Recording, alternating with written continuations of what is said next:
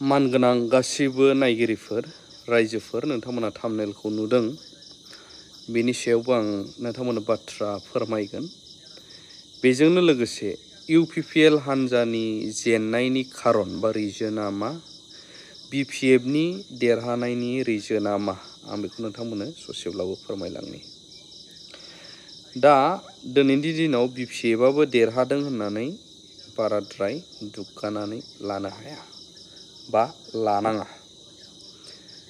गोबां लिडारफ्रा खस्थ' खालामदों, प्राइमारि लेभेलनिफ्राय ब्लक लेभेलनिफ्राय डिस्ट्रिक्ट लेभेलनिफ्राय आरो सेन्ट्रेल लेभेलनिफ्राय। बिनि गेजेरावनो जिखुनु पार्टियाव मा थायो, जेब्लायबो गावनि लाबालाबखौ बांसिन सानग्रोग्रा थायो। बैफोरबायदि सुबुङा जोबोद खम थायो जे देरहाखांनायनि उनाव माबा मोनसे जाहैगोन बे। नाथाय देरहायैनि सिगांनो इलेक्शनावनो बख्ल'खानांगौलै, नैबेबो गोबां थायो। दा बिनि गेजेरावनो मेन गागिखौ आं मख'ग्रोनो नोंथांमोननो। गोबांथार बयबो पाब्लिकआबो खस्थ' खालामदों आरो आं बुंखाबाय primary level, block level, district level, central level गासैबो खस्थ' खालामदों। नाथाय बिनि गेजेरावनो मोगा मोगि जाबोनांनाय, थैनाय थांनायखौबो गियालासे बाथ्रा बुंबोनांनाय, नाथाय बेबो नंबां जाबां बाथ्राजों नङा, आयेनजों बाथ्रा बुंबोनाय माखासे सारमोनखौ जों थेंकिउ होनांगोन। आरो आयेनजों बाथ्रा बुंनायल' नङा, सोरबा लिडारनिफ्राय मोननो लुबैनानै बियालासिनो, नेबाय थायालासिनो गावनि रांखौहाय खरसा खालामनानै सोरखौबा जाहोनानैबाबो, सोरबा मिडियाफोरखौबाबो, सोरबा पाब्लिकखौबाबो लाफानानै केम्पेइन खालामनाय, खस्थ' खालामनाय सानैसो बिपिएफनि मस्ट गागि सारमोन दङ। आयेनजोंबो हिसाबै मुं लानांगोन। डिडि नार्जारी अर्थात दावराव देख्रेब नार्जारी सार, अमर सिंह ब्रह्म सार रिटायार्ड एक्स-पिअ आरो बिथां सारमोननि टीम गोख्रोङै।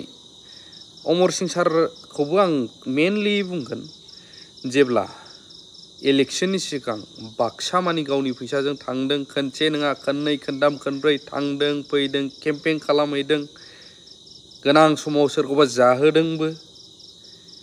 जुदि गावनि थाखाय सानग्रामोनबा दिनै देरहाखांनायनि उनावबो बिथांखौ बारा फ्लां फ्लिं नुनोनो मोनबावाखै। गावनि थाखायल' सानग्रामोनबा बिथाङा मा दरखारमोन गावनि रिटायारजों एसे एनै पेन्सन मोननाय फैसाजोंनो केम्पेइन खालामनो, सोरखौबा जाहोनो, लिडारखौ आसा खालामालासिनो जे लिडाराल' देरहाथोंसै होननानै। मा दरखारमोन बिथांमोन बायदिया।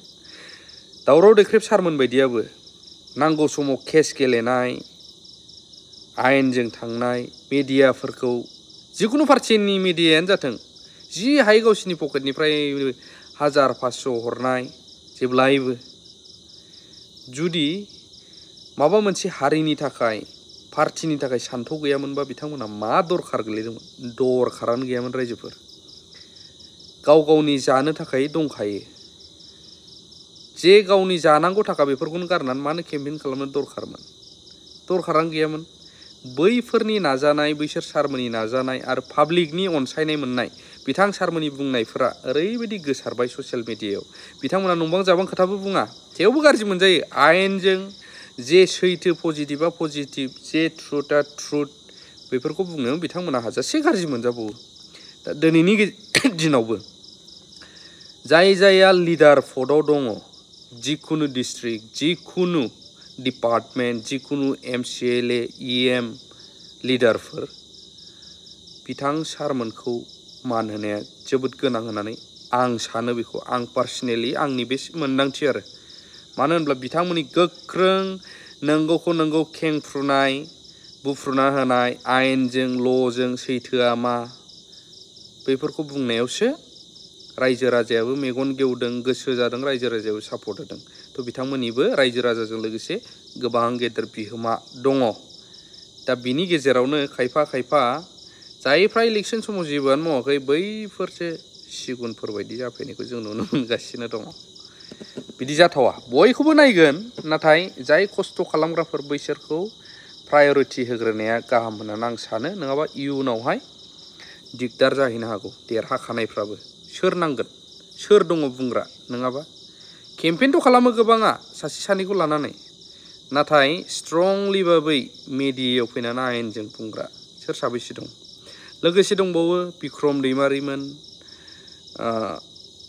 कास्टम बसुमतारी रिन्जय आदा आरो प्रहलाद आदा माखासे जायफोरखौ जों सारबो होनगोन दिनैनि दिनाव सारमोन बिथांमोननि नाजानाय युथनि नाजानाय युथफ्राबो ओरैबायदि धामा दंफैदों आरो रायजोनि मदद होनाय नंगौखौ नंगौ नुनानै बिनि थाखायसो बिपिएफ हान्जाया देरहादों दै आरो गुबुन मोनसे जाहैबाय इउपिपिएल जेननायनि खारन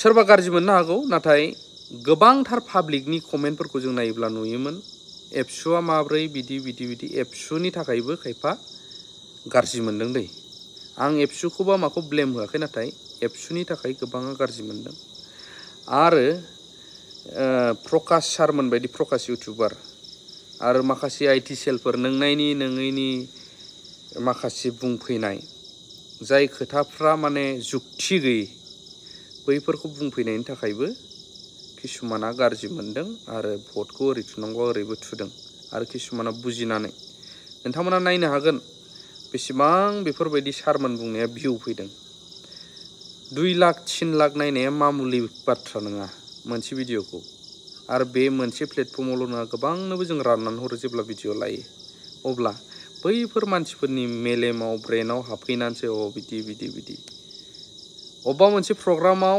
10,000 20,000 मानसि जानो हागौ नाथाय ससियेल मिडियानि पावाराबो ओरैबायदि मोनसे भिडिअनि गेजेरजों जुदि 2-3 लाख मानसिया नुहैयोब्ला बेसेबां पावारफुल बेसेबां मानसिनि ब्रेन वाश खालामैगौ बे मिथिंनिफ्रायबो बारासिन नैबे बेखायनो बैफोर सारमोनखौबो दिनैनि दिनाव मान होनांगौआ गोनांथार होननानै आं सानो आरो लोगोसे इउपिपिएलनि जेननायनि खारना बैफोरबो आरो लोगोसे माखासे बाथ्राखौ इलेक्शन समावथ' बयबो बाथ्रा होयो दै खिन्थु अभार कनफिडेन्स नांनायनि बारा माने खोथा होग्रोनानै लानानै उनाव जाफुंसारहैनो हायैयावबो किसुमानाव जों जेननायखौ नुदों आरो मोनसे आं थाम्बनेइलाव दहाय होनायखौ बुंगोन होननाया जाहैबाय मानगोनां प्रमद बर' सारनि माखासे जानाखि इलेक्शन समाव बिसिनि प्रपार्टिखौहाय दोनखुमानाय सिखोमानाय बिनि सायावहाय इनकुवारि खालामजोबखाबायानो दा मानगोनां दावराव देख्रेब सारमोना